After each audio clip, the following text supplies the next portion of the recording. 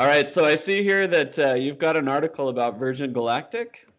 Yeah, so Virgin Galactic has been making history for the last couple of months.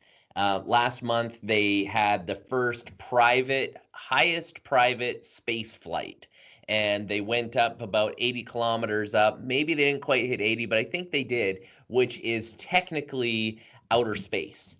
And some people argue that it really isn't because there's still a little bit of atmosphere that's there. But it is, according to, I think it's the FCAA, which determines what is outer space, 80 kilometers up is the limit, and anybody who goes over that is actually an astronaut. So, quotations, that's their title. If you are the pilot, you are now an astronaut, or part of the crew, you are now an astronaut. Here's what I want to know. What would happen if we put all the flat earthers in this spaceship? Would they believe? Would they believe? There's And a would they curve. be astronauts? So that's pretty funny. So what actually happened just last week is they call it the first passenger, tourist passenger went into space. And I don't think this technically counts as the first tourist in space, but it was also with Virgin Galactic, which is Richard Branson's baby. And it was Beth Moses, and she's actually hired. She's an employee of Virgin Galactic. So is she really a tourist? I think not.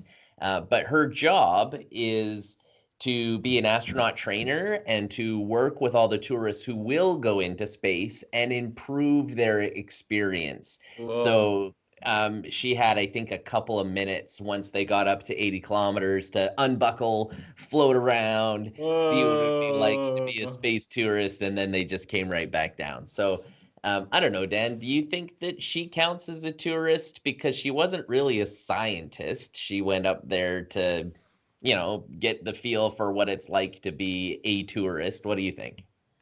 She's a half tourist, but You how think so? cool would Yeah. this be? I mean, flashes of blowing up are going on in my mind right now. I mean, we think about all the devastating rockets that have been Uh, sent up, and yeah. Yeah.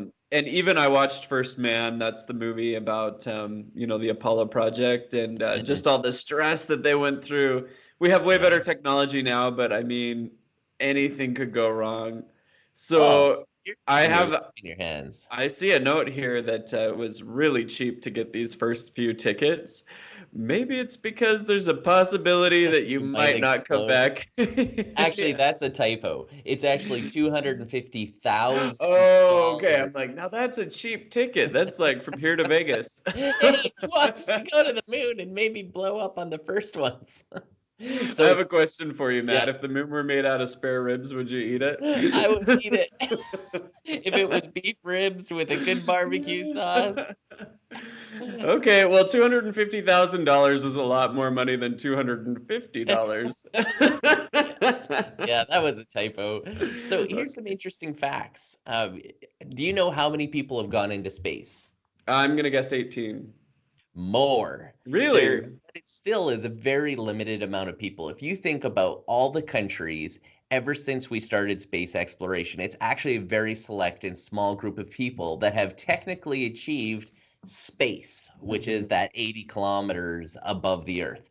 So 560 people from Yuri Gagarin, who was the first man to orbit the Earth, up until today, there's only 560 people who have achieved space and orbited the Earth. Matt, you're so Canadian for knowing that name. I mean, Yuri Gagarin? nobody here in America knows that name. What? We just had a big celebration to just like Say the name celebrate again. Yuri, Yuri what was? Gagarin. Okay. He's the first man in space. Come on, it's huge. So, anyways, Neil Armstrong is.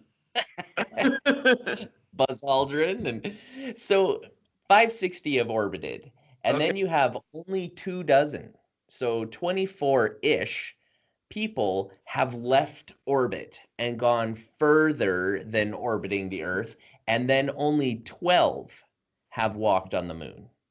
So it's a very limited amount of people. And we're going to see within the next few years actual tourists going up there. Like Justin Bieber is going to go down in history because apparently he's paid his $250,000 years ago and is ready to have his minute to unbuckle and go wee. But is this like the time that you paid your $1,000 deposit for the Tesla and then changed your mind last minute? We'll talk about that later. But Yeah. yeah, If you're Justin Bieber and you're not feeling comfortable about it, oh yeah.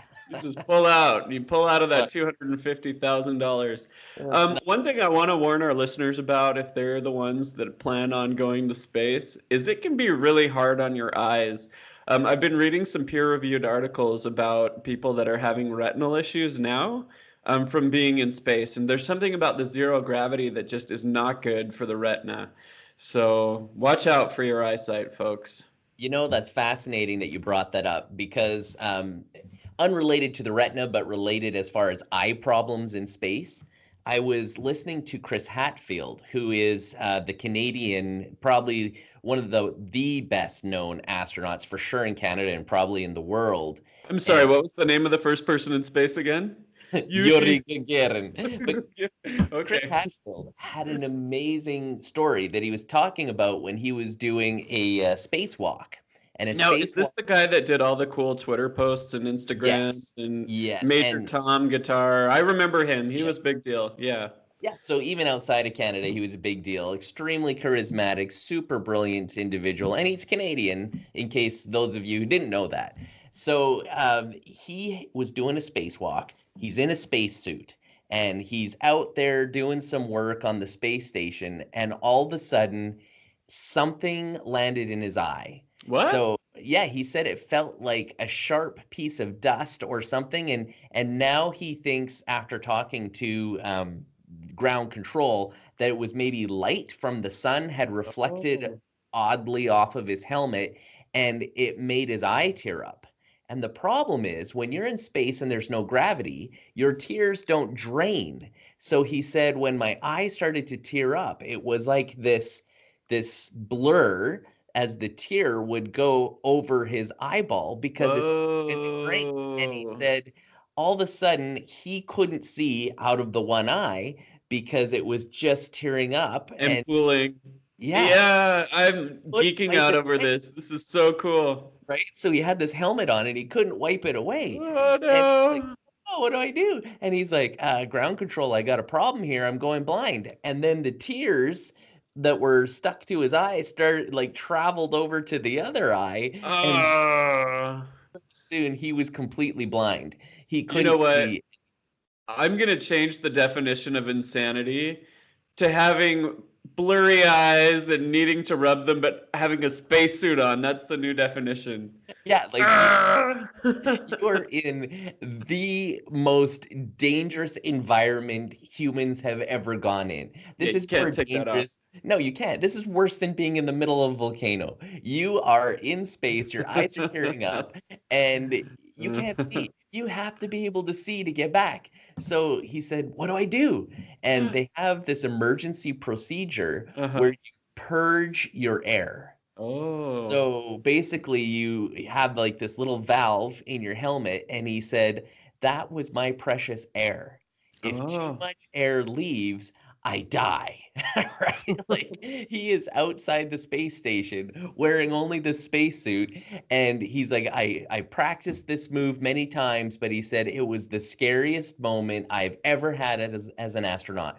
Far scarier than blasting off. He's like, we practice blasting off over and over and over again, but here I am on a spacewalk, blind, in the most treacherous, dangerous environment humans have ever gone into, and I have to release my air. And Well, here's the thing. This is the $1 million thing for us. We're gonna make a movie about this. We're gonna do lots of close-ups on the eye, and we're gonna win the next Oscar. yeah, and we're gonna post it on Netflix, and then we won't be able to win the Oscar because Steven Spielberg says no, and that's another thing. Yeah, that Buster Scruggs didn't get anything, right? They nominated them a lot. Yeah. I liked Buster Scruggs. Did you watch it? Yeah, I forced Dad to watch it too. He liked it. You forced Dad to watch it. Kind of violent for Dad, don't you think? You know what? I just did a little fast forwarding when needed. That's awesome. Well, let's not leave Chris Hadfield in space with blurry eyes. He did eventually purge it, and it pulled all of the tears off of his eyes and purged it out, and he was able to get back in. Hooray, he survived. But dangerous, scary, crazy. So maybe that'll happen to Justin Bieber or other people when they go up there. It's lots of dangers up there, Matt. Danger zone.